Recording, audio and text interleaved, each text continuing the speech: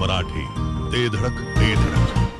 लोकनेते माननीय Hanumantrao Patil charitable trust विटा संचलित आदर्श कृषी तंत्र विद्यालय विटा येथे 10वी उत्तीर्ण विद्यार्थ्यांसाठी 2 वर्षांचा कृषी डिप्लोमा कोर्स सुरू झाला आहे. मराठी माध्यमातून शिक्षण, अनुभवी शिक्षक वर्ग, सुसज्ज इमारत आणि सर्व सोयींनी युक्त प्रयोगशाळा तसेच प्रत्यक्ष प्रशिक्षणासाठी आधुनिक भाजीपाला क्षेत्र, आंबाबाग, माती परीक्षण प्रयोगशाळा, बंदिस्त पशुपालन आणि गांडूळ खत उत्पादन प्रकल्प यांसारख्या सुविधा, विद्यार्थ्यांच्या सोयीसाठी निसर्गरम्य परिसर, नियमित मार्गदर्शन, मुला मुलींसाठी स्वतंत्र वसतिगृहाची सुविधा उपलब्ध, शेतीला आधुनिक तंत्रज्ञानाची जोड देणारे विश्वासू शिक्षण.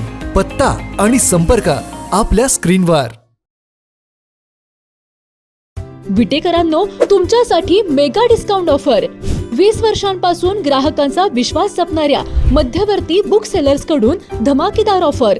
क्लासमेट आणि नवनीतच्या ब्रँडेड वह्यांवर तब्बल 25% सूट, तर अन्य कंपनीच्या वह्यांवर देखील 50% पर्यंतची मोठी सूट. एवढेच नव्हे तर 2500 रुपयांच्या खरेदीवर मिळणार आकर्षक भेटवस्तू एकदम फ्री. त्वरा करा, विट्यातील छत्रपती शिवाजी महाराज चौकातील मध्यवर्ती बुक सेलर्सच्या धमाका ऑफरचा लाभ घ्या. संपर्क आपल्या स्क्रीनवर. विट्यात वासुंबे रस्त्यावर घरफोडीचा धक्कादायक प्रकार समोर आलाय. हेमंत लाटणे यांच्या घरातील सुमारे 1 किलो वजनाचा चांदीचा रथ एका महिलेने लंपास केलाय. या चोरी प्रकरणी पूजा काकासाहेब माने या महिलेला पोलिसांनी अटक केली आहे. या महिलेकडून तब्बल 2 लाखांचा चांदीचा रथ पोलिसांनी जप्त केलाय.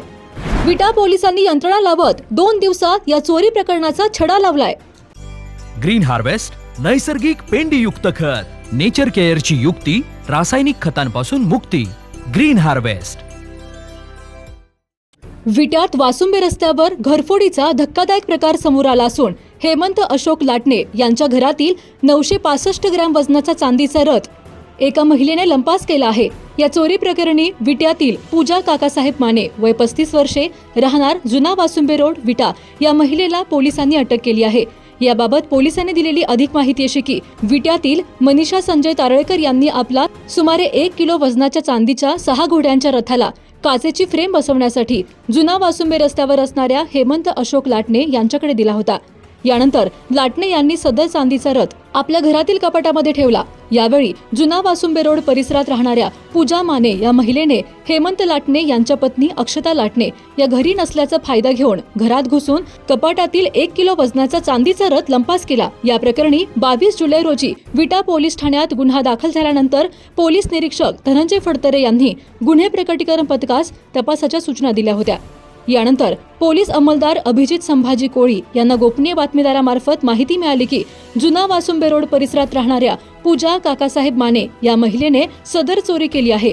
यानंतर गुन्हे प्रकटीकरण पथकामधील अंमलदार आणि पोलीस उपनिरीक्षक जयश्री कांबळे यांनी कसून चौकशी केल्यानंतर पूजा माने या महिलेने सदर चोरी केल्याची कबुली दिली. यानंतर सदर महिलेला पोलिसांनी अटक केली आहे. कान, नाक आणि घशासंदर्भातील आजाराची आता चिंता सोडा. विटा शहरात अत्याधुनिक तंत्रज्ञानाद्वारे आता अचूक निदान आणि खात्रीशीर उपचार उपलब्ध.